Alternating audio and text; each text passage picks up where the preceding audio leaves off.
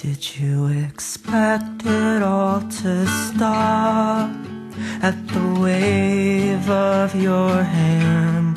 Like the sun's just gonna drop. If it's not, you demand. Well, in the dark we're just there, so the halves might dissolve. Once we're gone, who's gonna care if we were ever here at all? Well, summer's gonna come, it's gonna cloud our eyes again. No need to focus when there's nothing that's worth seeing. So we trade liquor for blood in an attempt to tip the scales. I think you lost what you loved in that mess of details. They seem so important at the time. Now you can't even recall any names, faces, or lines. It's more the feeling of it all. Well, when it's gonna end, I'm gonna clean these veins again. So close to dying that I finally can start living. Alright.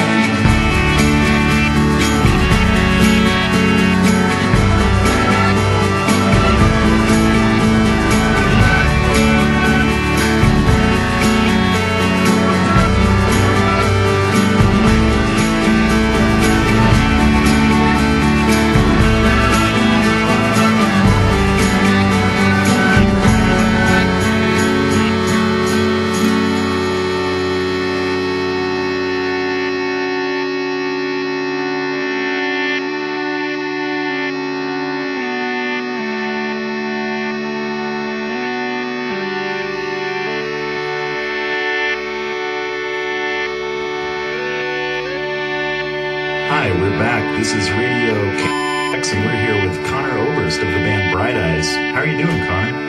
Fine, thanks. Just a little wet. Oh, it's still coming down out there. Yeah, I sort of had to run from the car. Well, we are glad you made it. Now, your new album, Fevers and Mirrors, tell us a little bit about the title. I notice there is a good deal of repeated imagery in the lyrics. Fevers, mirrors, scales, clocks. Could you discuss some of this? Sure. Let's see. The fever is... First, let me say that this is a brilliant record, man. We're all really into it here at the station. We get lots of calls. It's really good stuff. Thanks. Thanks a lot. So, talk a little bit about some of the symbolism. The fever? Sure. Well, the fever is basically whatever ails you or oppresses you. It could be anything. In my case, it's my neurosis, my depression. But I don't want to be limited to that. It's certainly different for different people. It's whatever keeps you up at night. I see. And the mirror is like, as you might have guessed, self-examination or reflection or whatever form. This could be vanity or self-loathing. I know I'm guilty of both. That's interesting. How about the scale? The scale is essentially our attempt to solve our problems quantitatively through logic or rationalization. In my opinion, it's often fruitless, but always, not always. And the clocks and calendars and such, it's just time, our little measurements. It's like, it's always chasing after us. It is. How about this Arionette? How does she fit into all this? I prefer not to talk about it in case she's listening. Oh, I'm sorry. I didn't realize she was a real person. She's not, but I made her up. Oh, so she's not real. Just as real as you or I. I don't think I understand. Either do I, but after I grow up, I will. I mean, a lot of things are really unclear for me right now. That's interesting. Now, you mentioned your depression. No, I didn't. You're from Nebraska, right? Yeah, sure. Now, let me know if I'm getting too personal, but there seems to be a pretty dark past back there somewhere. What was it like for you growing up? Dark? Not really.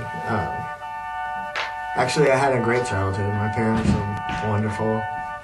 I went to Catholic school. They had money, so it was all easy. I basically had everything I wanted handed to me. Really? So some of the references like babies in bathtubs are not biographical? Well, I did have a brother who died in a bathtub. Drowned. Actually, I had 5 brothers that died that way. No, I'm serious. My mother drowned one every year for 5 consecutive years. They were all named Patrick, so they all got one song. It's kind of like walking out the door to discover it's a window. But your music is certainly very personal. Of course, I put a lot of myself into what I do, but it's like being an author. You have to free yourself to use symbolism and allegory to reach your goal. And a part of that is compassion, empathy for other people and their situations. Some of what I sing about comes from other people's experiences as well as my own. It shouldn't matter. The message is intended to be universal. I see what you mean. Can you make that sound stop, please? Yes. And your goal? I don't know. Create feelings, I guess. A song. It never ends up the way you planned it, though. That's funny you would say that. Do you think Do you that... ever hear things that aren't really there? I'm sorry, what? Never mind. How long have you worked at this station? Oh, just a few minutes. Now, you mentioned empathy for others. Would you say that that is what motivates you to make the music that you make? No, not really. It's more a need for sympathy. I want people to feel sorry for me. I like the feel of the burn of the audience's eyes on me when I'm whispering all my darkest secrets into the microphone.